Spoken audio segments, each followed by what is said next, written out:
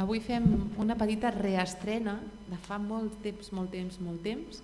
És un espiritual negre, que tots sabeu, que es diu Deu-me la fe dels meus pares.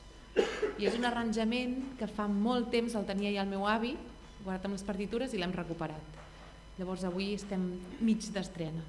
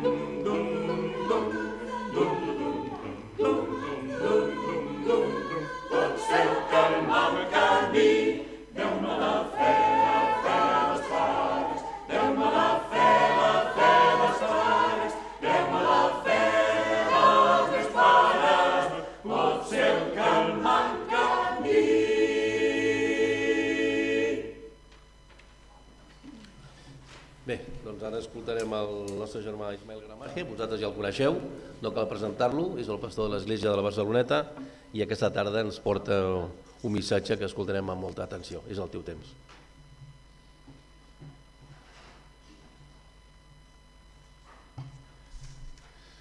Bona tarda. Us heu de dir que sempre que vinc gaudeixo molt de la vostra coral. No comparteixo els vostres records i la vostra història com és normal, però sí que gaudeixo molt de la vostra coral i del vostre temps de lluança. Sempre és un gust sentir cançons en català, encara que sigui un sevillano una mica reconvertit aquí. A la meva església encara no puc escoltar tota la lluança en català, anem fent passos, però aquí estem. La veritat que és un plaer escoltar lluança i escoltar una església que llua el Senyor en català. Us volia compartir un missatge que jo crec que tothom conec el text al qual faré referència, veritat. I jo penso que fins i tot, si deixo la paraula, potser algú m'ho pot recitar en un bon català. Jo ho faré en castellà perquè ja sabeu que és la meva llengua i a vegades, sobretot quan predico, em costa per agafar els matisos bé del que vull dir. Però us vull llegir aquest text en la versió de la Reina Valera i després parlaré una miqueta més d'algunes qüestions que potser ens ajuden aquesta tarda al nostre caminar com a església i també com creients a la nostra vida. I diu: Jehová es mi pastor, nada me faltará. En lugares de delicados pastos me hará descansar. Junto a aguas de reposo me pastoreará. Confortará mi alma. Me guiará por sendas de justicia por amor de su nombre.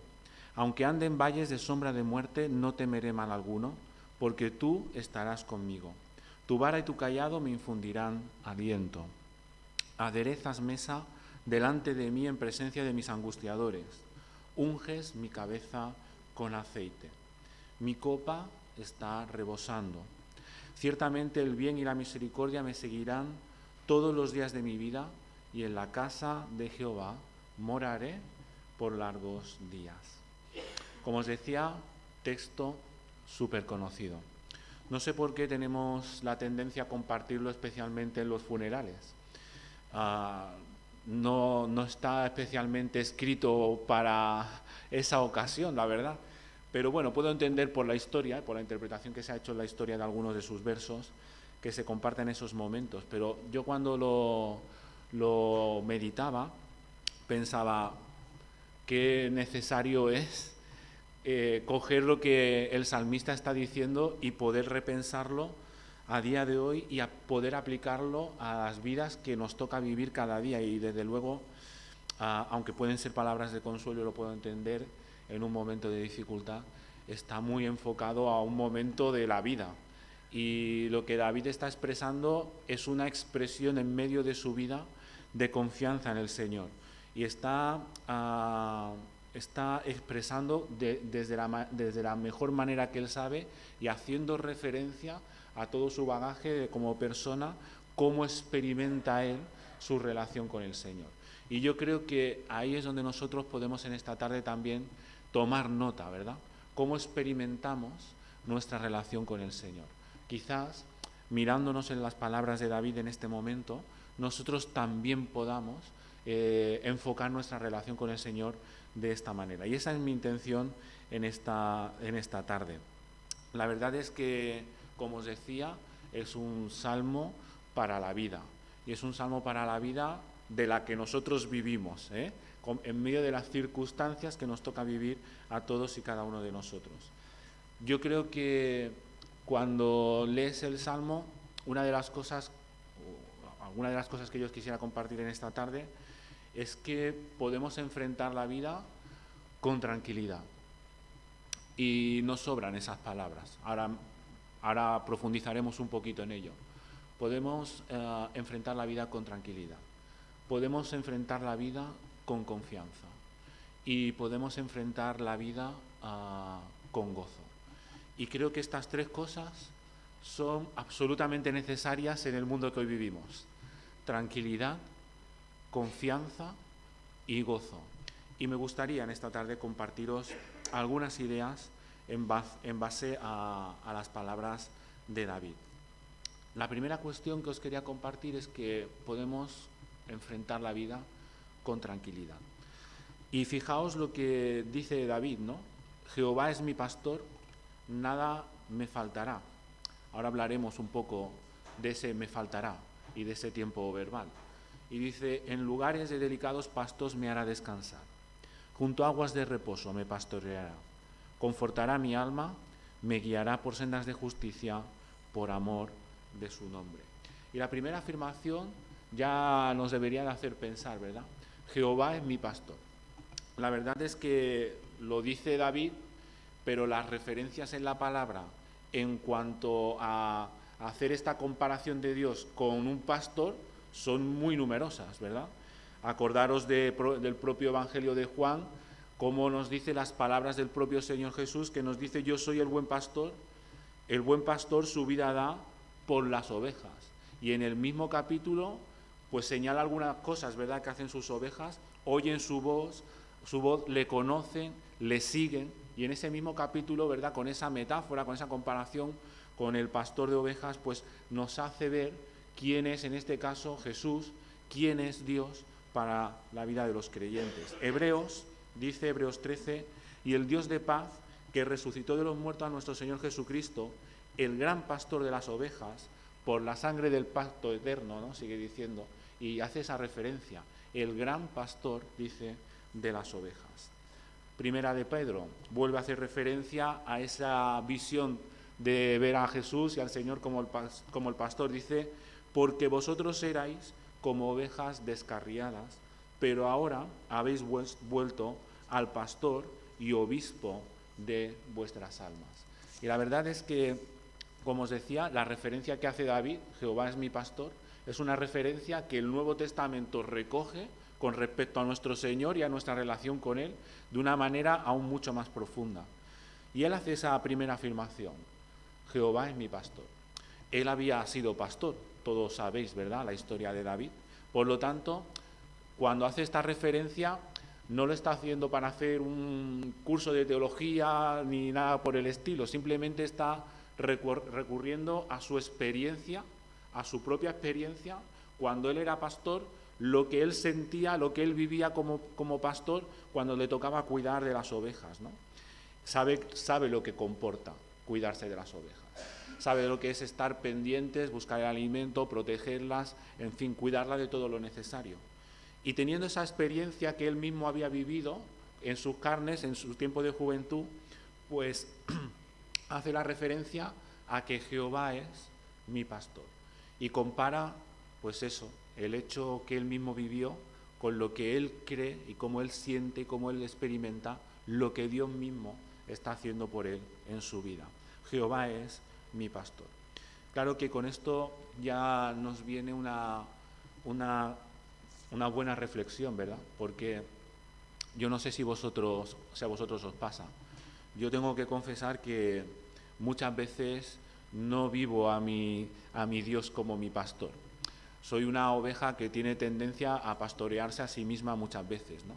Y busco ir a los prados, lo que yo creo que son los mejores, y entendedme, la metáfora, busco solucionar los problemas de mi vida, cuidar de mí mismo por mis propios medios, por mis propios esfuerzos, recurriendo muchas veces, ¿verdad?, a mis propios recursos y a mi propia inteligencia, sea mucha o más bien poca, muchas veces cuando veo los resultados, ¿no?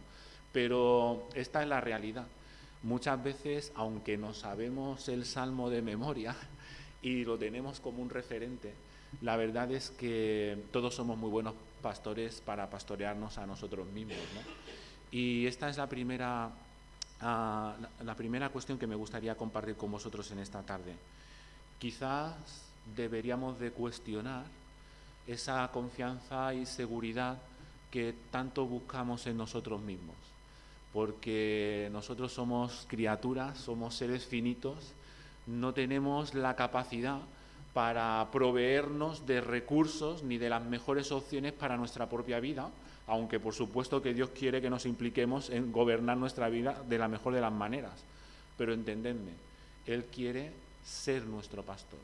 Y David, con toda sencillez y humildad, después de todo lo que él había experimentado en su vida, y alguna cosa vamos a ir comentando en esta predicación, llega a esta conclusión: yo no soy mi pastor, Jehová es mi pastor. Y esa afirmación cambia el punto completamente, de ser yo el que tengo las riendas en mi mano para gobernar y dirigir mi vida, a ponérselas al Señor para que sea Él el que nos gobierne y nos dirija. De asumir el rol de personas independientes a asumir el rol de personas dependientes de la guía de Dios. Y yo creo que eso es una cura de humildad en un mundo donde se pone en tan alto puesto, ¿verdad?, el individualismo, el egocentrismo, todo gira en torno al yo, ¿verdad?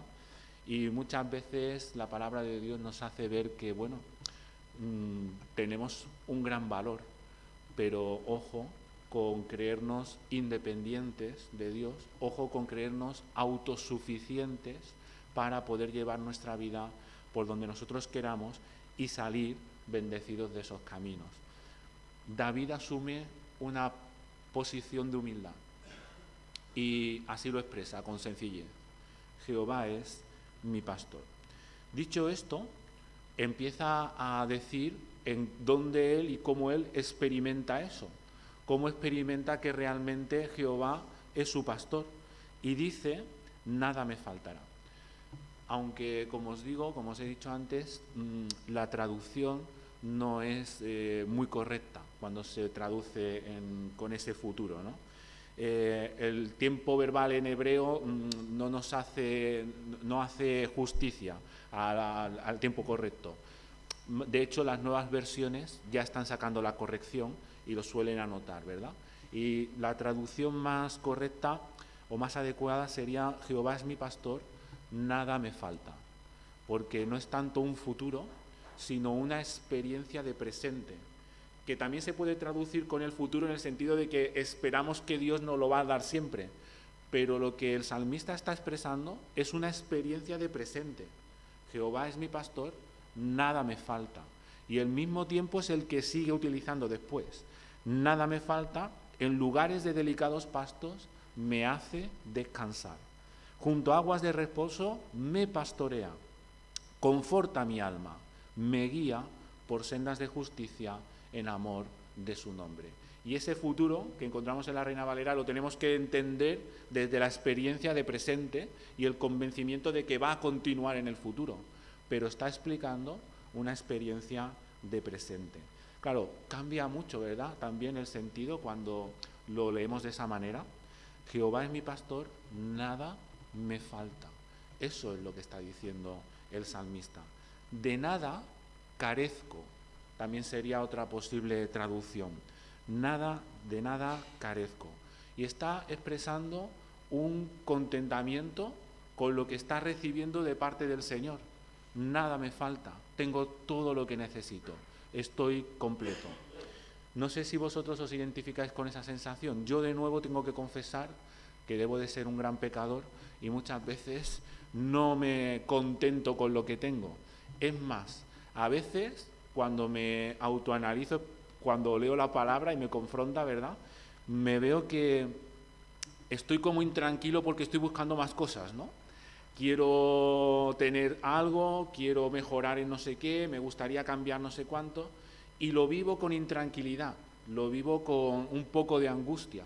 Y es que no es fácil librarse del sentimiento de ambición que el mundo nos inculca, porque vivimos en un mundo materialista, consumista, donde lo que se nos dice 20 veces desde la televisión y los anuncios es ves a por más, ¿no? ¿Cómo que tú no tienes este coche?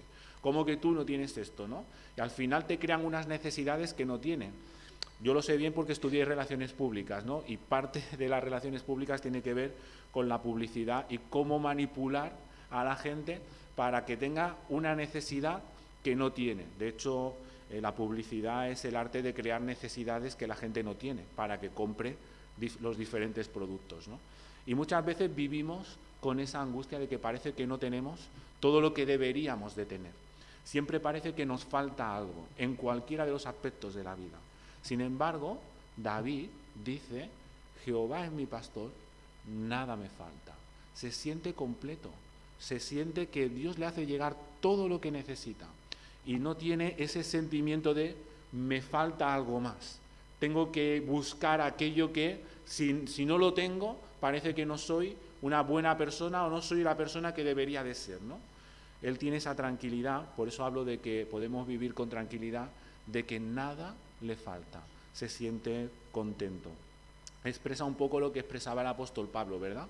Que también expresaba ese sentimiento de contentamiento, de que me siento feliz, estoy contento, nada me falta, ¿no? Cuando recibió las ofrendas de los creyentes. Y esa es también la expresión que está haciendo David. Dice, en lugares de delicados pastos me hace descansar. Y cuando habla de descanso, hace referencia a ese sentimiento de provisión de Dios, donde puedo sentirme tranquilo y dormir tranquilo. De hecho, hoy en día, y vuelvo otra vez a la vida que normalmente vivimos, a veces hay personas que tienen graves problemas para dormir. Yo creo que todos, si somos sinceros, a veces nos cuesta conciliar el sueño y nos perdemos horas de sueño porque no nos sentimos tranquilos, en paz, para descansar con tranquilidad, ¿no? Yo me acuerdo que mis padres, que eran creyentes, tenían un versículo en su cabecera de la cama. En paz me acostaré y asimismo dormiré, porque solo tú, oh Señor, me harás dormir confiado. Me acuerdo del versículo de haberlo leído tantas veces cuando entraba en la habitación de mis padres, ¿verdad? Pero es así, se duerme tranquilo cuando uno se siente tranquilo. Uno puede dormir cuando se siente tranquilo. Y David lo estaba expresando de esta manera. El Señor dice, en lugares de delicados pastos, me hace descansar. Él sabía que el Señor le llevaba a los lugares donde tenía que estar. No se preocupaba ni por el pasado ni por el futuro. Se preocupaba por el momento. El Señor le hacía llegar a un lugar de delicados pastos para poder descansar. Basta cada día su propio afán, dijo el Señor, ¿verdad? Y muchas veces nuestra mente va más allá de lo que deberíamos, ¿verdad? Y no nos permite descansar como deberíamos. Dice el Salmo que me hace descansar. Como os decía, esa intranquilidad que vivimos a día de hoy, que nos hace ni siquiera conciliar bien el sueño, contrasta absolutamente con la experiencia que David está teniendo de Dios. Contrasta absolutamente con la relación que él tiene con el Señor.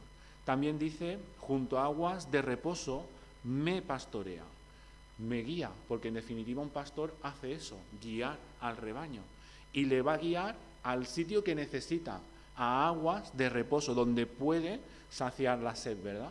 A eso es lo que hace un buen pastor, guiar. De hecho, esa es una de las funciones de un pastor en una comunidad también, ¿verdad? Guiar a la comunidad. Y otra vez me resulta de contraste, porque hoy en día, ¿cuántas veces no nos sentimos perdidos y desorientados con todo lo que pasa a nuestro alrededor? Y si miras la política, te empiezan a dar vueltas la cabeza, ¿verdad? Y si miras los problemas sociales que tenemos, lo mismo. Si miras a los refugiados, lo mismo. ¿Cuánta a veces desorientación tenemos en nuestro mundo? Yo tengo una hija adolescente que hoy no nos ha acompañado, aprovechando que tiene vacaciones de Semana Santa, se ha quedado con gente de su edad de la iglesia para compartir estos días, ¿no? Pero es curioso y me da a veces miedo cuando viene de la escuela y recibe tantísimos mensajes. Recibe tantos mensajes que no los puede procesar. No es que estén ni bien ni mal, porque ni siquiera podemos llegar a tratar si están bien o mal. Ni siquiera los puede procesar. A veces no sabe cómo tratar la inmigración, cómo tratar la sexualidad, de tantos mensajes y de tantas cosas que a veces le llegan. Y yo la escucho, intento de darle luz en lo poco que puedo, ¿no? en las oportunidades que tengo, pero es esto de que te sientes desorientado, perdido y sobrepasado por tantas cosas, ¿no? Y dice el salmista que para él, el Señor, Él le pastorea, Él es el que le guía. Y yo creo que nosotros, pese a que muchas veces no sabemos muy bien por dónde va a salir el sol, pese a que muchas veces nos sentimos desbordados por las realidades, pese a que a veces no sabemos a dónde va a acabar el camino y nos pone muy nerviosos el mirar las opciones de dónde va a llegar el camino, deberíamos de, como el salmista, confiar que el Señor nos va a pastorear cada día para ir por el camino que necesitamos ir cada día para tener agua fresca en nuestra vida. Por lo tanto, esa confianza, como os digo, contrasta con la vorágine que vivimos hoy en día. También dice, confortará o conforta mi alma. Y es curioso porque David se sentía pecador. De hecho, David había cometido grandes errores en su vida, como bien sabéis, ¿verdad? De hecho, él recibe de Natán esas palabras diciendo, tú eres ese hombre, el que has hecho, acordaos con Betsabé y con tantas cosas que hizo, ¿no? Y se sintió gravemente cuestionado en su vida por Dios. Sin embargo, él dice que se siente que Dios conforta su alma, que también se puede traducir o se puede decir como que Dios restaura, que es también una acepción de ese confortar, restaura mi alma. Y es que pese a las equivocaciones que él había cometido en la vida, había recibido misericordia, había recibido perdón, había recibido restauración de parte de Dios. Y yo creo que eso también, otra vez, contrasta con lo que vivimos hoy en día, porque no hay nada mejor que la tranquilidad de conciencia de saber que Dios ha perdonado tus pecados, de saber que somos pecadores, de que hemos cometido errores, pero que el Señor ha derramado misericordia y perdón, que Él conforta, que Él restaura nuestra alma. ¿Cuántas veces estamos luchando con los sentimientos de culpa? ¿Cuántas veces estamos llevando el peso de tantas cosas que nos sentimos culpables y que Dios quiere confortarnos, quiere restaurarnos de todas estas cosas? ¿Cuántas veces estamos viviendo esclavizados por lo que hicimos ayer? Y David, que había cometido graves errores, se siente confortado de parte de Dios. Algo que también, como os digo, podemos recuperar para vivir nuestra vida con el Señor y tener tranquilidad en nuestra alma. Y por último dice, me guía. Y también, como decía antes, ¿no? Pues con todo lo que estamos viviendo a veces las líneas están muy difusas. no sabemos a veces ni dónde está el bien ni dónde está el mal. Y de hecho nos cuesta mucho trabajo, a veces incluso como iglesia, discernir lo bueno de lo malo.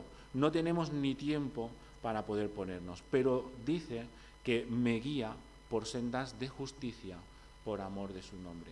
Y yo creo que, aunque a veces vivimos muy angustiados porque parece que no tenemos las respuestas adecuadas a todas las preguntas que la sociedad nos da, creo que también debemos de confiar, como hacía David, en que el Señor nos guiará por senda de justicia y nos dará entendimiento para todas estas cosas que vienen a nuestra vida.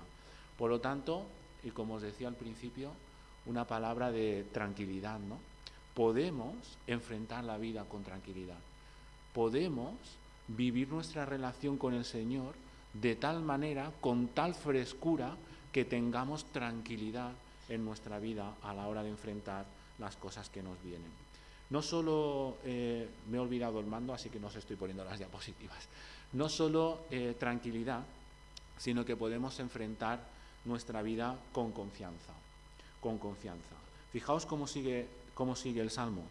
Aunque ande en valle de sombra de muerte, no temeré mal alguno, porque tú estarás conmigo. Tu vara y tu cayado me infundirán aliento. Yo creo que con lo que hemos dicho antes, y podríamos seguir tirando del hilo y sobreabundando, realmente muchas veces experimentamos las sombras del valle de muerte en nuestra vida de muchas maneras, ¿no? Cuánto sufrimiento muchas veces con los trabajos, cuántos sufrimientos con la salud, cuántos sufrimientos en las familias, las relaciones de padres e hijos, las relaciones en los propios matrimonios. La verdad es que cuando empezamos a poner y a confesar y a ser honestos, cuántos valles de sombra de muerte no nos toca pasar, o no nos ha tocado pasar, o no nos tocará pasar en el futuro. Porque la vida es así, ¿verdad? La vida es como subir montañas, bajar valles, subir montañas, bajar valles.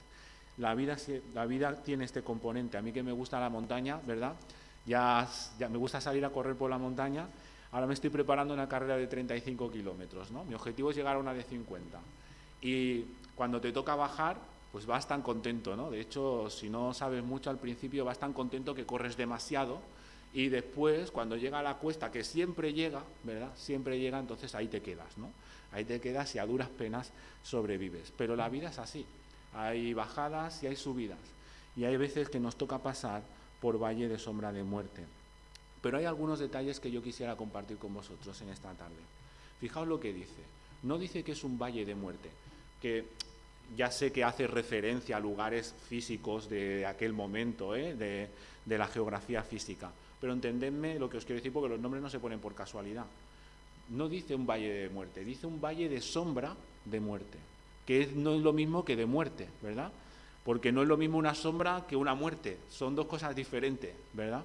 No sé si os ha pasado que, no sé si sois miedosos o no, pero cuando ves una sombra, las sombras muchas veces engañan, porque normalmente las sombras que vemos son mucho más grandes que el objeto que hay detrás, ¿verdad? Y a veces nos pasa que pones una mano y ves una mano en la pared y que te coge toda la pared, pero después miras la mano de verdad y la mano es una mano, ¿verdad? Las sombras muchas veces engañan, y sobre todo las sombras no solo engañan, sino que no matan, solo asustan. Y eso es un cambio radical a la hora de enfocar la vida. La sombra no mata, la sombra asusta, ¿verdad? Por lo tanto, a veces nos toca pasar por momentos difíciles, pero no deberíamos de asustarnos ni sobredimensionarnos, ¿verdad? Tienen la importancia que tienen, pero son sombra de muerte. Por eso decía que podemos vivir con confianza, porque son sombra de muerte, no son muerte. Por lo tanto, las sombras muchas veces pueden provocarnos miedo, desasosiego, ansiedad, porque no sabes bien todo lo que hay detrás, pero normalmente responde a una realidad mucho más pequeña y mucho más asumible. Y como os decía, las sombras no matan. Así que también nos tiene que enseñar esto, ¿verdad?, a saber pasar por los momentos de dificultad. También en los valles hay cosas buenas, y también tenemos que decirlo, ¿verdad? A veces cuando estás en la montaña, especialmente yo que vivo en Osona, cerca de Vic, ya sabéis la plana de Vic y la Boira, ¿verdad? Yo muchas veces me voy a correr por la mañana, que es cuando tengo más tiempo, y empiezo a correr con boira de que no veo a 2 o 3 metros, ¿eh? Y va subiendo y cuando llegas arriba hace un solecito, se está súper bien. Y sueles ver la plana de Vic toda llena de boira, ¿eh? Esa imagen tan bucólica de la montaña, allí se ve muchísimo, ¿verdad? Y a veces dice, no veas ahí abajo qué frío que hace, ¿no? La boira que hay. Pero bueno, en los valles también hay cosas buenas. Pasar por los valles de sombra de muerte, pasar por el valle, pues en los valles también hay cosas buenas. Y es que en los valles es donde se puede cultivar, donde puedes encontrar a la gente, donde encuentran las poblaciones, no las encuentras en lo alto de la montaña, ¿verdad? Por lo tanto, los valles también tienen cosas buenas. Y es que podemos pasar con confianza por las dificultades de la vida, porque de las dificultades de la vida también aprendemos. Los valles también tienen cosas buenas para nuestra vida.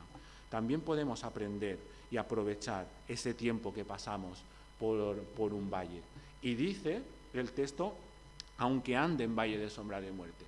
Y es que esto es como correr, la vida es como correr, ¿eh? Yo que soy corredor os lo comparo con esto. Pasas de una montaña a un valle. Y cuando estás en el valle, con la boira y con el frío, sigues corriendo y sales del valle, porque solamente estás andando. No siempre vamos a estar en el valle de sombra de muerte. Y eso es algo que está diciendo David. Se pasa un tiempo por allí, pero después pasas a otra situación. No son eternos esos valles. Los valles se cruzan y vas a la próxima montaña y vas al próximo valle. La vida continúa. No tenemos que tener miedo, por tanto, a las dificultades que nos vienen en la vida. Podemos transitar por esta vida, pese a que muchas veces nos toque pasar por valles de sombra de muerte, porque ni son tan monstruosos, además los podemos aprovechar para nuestro bien, porque podemos aprender, y por otra parte, siempre acaban pasando los valles de sombra de muerte y vienen nuevas realidades a nuestra vida. Por lo tanto, los valles de sombra de muerte, dependiendo de cómo los veamos, también pueden ser tomados con confianza en nuestra vida. Dice, tu vara y tu callado me infundirán aliento, porque hay una cosa fundamental. Aunque estemos pasando por esos valles, el Señor siempre va a estar con nosotros. Su vara y su callado estarán siempre allí para darnos aliento mientras caminamos. Ya lo prometió Él, yo estaré con vosotros hasta el fin del mundo. Sea que estemos disfrutando de una buena vista en la montaña, allí voy a estar gozándome contigo, o nos toque pasar por un valle de sombra de muerte, allí también voy a estar contigo, acompañándote. El Señor siempre está acompañándonos, con su vara y con su callado, ¿verdad? Hace referencias otra vez a los instrumentos de los pastores, uno para defender al rebaño y el otro para guiarlo, ¿verdad? Pero está haciendo una referencia a que el Señor se va a cuidar para protegernos y para guiarnos en los momentos que tengamos en nuestra vida. Él va a estar pendiente de todas nuestras necesidades. Por lo tanto, podemos vivir con confianza en nuestra vida. Y por último, también podemos enfrentar nuestra vida con gozo. Hemos hablado de tranquilidad, hemos hablado de confianza. Yo ya con esto, cuando me lo pienso para mis cosas, ¿verdad? Cada uno que se las piense para las suyas, pues me hace tener gozo en mi corazón, ¿no? Saber que el Señor va a estar ahí. Pero aún así el Salmo insiste aún más y dice, aderezas mesa delante de mí en presencia de mis angustiadores, unges mi cabeza con aceite, mi copa está rebosando. Ciertamente el bien y la misericordia me seguirán todos los días de mi vida, y en la casa de Jehová moraré por largos días. Es curioso cómo enfrenta David esta última parte del Salmo, ¿no? También tenía sus enemigos, ¿no? También tenía sus detractores. ¿Quién no tiene un enemigo? ¿Quién no tiene un enemigo? Yo tengo enemigos. Muchas veces gente que me hace la puñeta. ¿No tenéis nadie que os haga la puñeta? Porque seríais, yo diría que muy especiales, ¿no? Si no tenéis a nadie en la vida, no tenéis a nadie en el trabajo que os esté haciendo la puñeta. No tenéis a nadie en el bloque de pisos o donde viváis que os esté tocando la moral. Y como iglesia, no tenéis a nadie que os toque la moral. porque yo tengo un montón cada vez que tengo que hacer cosas en la Barceloneta. Gente que está muy contenta y otra gente que en la iglesia escuchan la palabra de Dios, escuchan las cosas espirituales y ya se ponen de uñas contra nosotros, ¿no? ¿Quién no tiene un enemigo? ¿Quién no ha tenido que soportar y no tiene que soportar cada día estas cosas? Sin embargo, dice el salmista, aderezas mesa en presencia de mis angustiadores. No sé si os habéis hecho una imagen mental de lo que eso significa, ¿no? Y es que a toda esa gente que te hace la puñeta, es como si Dios la sentara junto a ti en una mesa, ¿no? Y pusiera un banquete y te estuviera dando el lugar de honor, como diciendo, ahora te toca disfrutar a ti. Y no te has tenido ni que vengar, ni te has tenido que enfrentar, ni has tenido que recurrir a la violencia, ni has tenido que hacer nada. No, es Él el que adereza mesa delante de esos angustiadores. Es Él el que se encarga de la situación, la revierte y te pondrá en el lugar que a ti te toca y sabrá defenderte de todos esos que a veces nos angustian y buscan nuestro mal. Eso es lo que está diciendo David. Y David sabía de lo que estaba hablando, igual que nosotros sabemos de lo que estamos hablando también en nuestras vidas. Adereza mesa en presencia de mis angustiadores. Y no solo eso, sino dice, unges mi cabeza con aceite. A mí, de toda la reflexión que hacía cuando preparaba esta predicación, esta era una de las cosas que más me ponía los vellos de punta. Unges mi cabeza con aceite, porque ¿sabéis a qué está haciendo referencia con esa expresión? ¿Sabéis a quiénes se ungía con aceite en la época? No se iba ungiendo a la gente con aceite a todo el mundo que pasaba por la calle, ¿eh? No era una cosa habitual ungir con aceite. De hecho, solamente un profeta ungía con aceite y lo hacía a reyes y sacerdotes. A reyes y a sacerdotes. Dice, unges mi cabeza con aceite. ¿Cómo nos ve Dios, no? ¿Cómo nos ve Dios? ¿Cuál es su visión de cada uno de nosotros, no? Unges mi cabeza con aceite. Nos trata como a reyes y sacerdotes. De hecho, sabéis bien que en el Nuevo Testamento se nos habla y se nos compara con ello, ¿no? Se nos habla y muchas veces como iglesias bautistas, y hemos hecho un énfasis en el culto hoy, ¿verdad?, con esa poesía, como iglesias bautistas hablamos del sacerdocio universal, y es que Dios nos ve como sacerdotes y nos trata como a reyes, y esa es la verdad, y eso es lo que está diciendo David. Me siento así tratado por Dios, como si Él me estuviera ungiendo con aceite, me está dando un trato especial y de honor. Y yo creo que debemos de recordar lo que somos para el Señor. Tenemos muchas luchas, tenemos muchas cuestiones que enfrentar en nuestra vida, pero tenemos que recordar siempre que para el Señor somos muy especiales, que Él nos trata como reyes y sacerdotes, que Él nos da un lugar de privilegio. Mi copa está rebosando. Yo creo que esta no la tengo que explicar mucho, ¿verdad? Con la cultura mediterránea que aún conservamos la podemos entender bastante bien, ¿verdad? Mi copa está rebosando. El vino en la cultura mediterránea, ¿qué se asocia? A celebración, a gozo, ¿verdad? Y si mi copa está rebosando, pues significa lo que todo el mundo piensa, ¿no? Qué bien que estamos, ¿no? No nos falta vino para celebrar. Estamos disfrutando de esta comida, de este tiempo de comunión. Mi copa está rebosando. Así era como él se sentía. Sus angustiadores habían perdido poder sobre él. Se sentía especial delante del Señor. Su copa estaba rebosando. Así que el bien y la misericordia me seguirán todos los días de mi vida.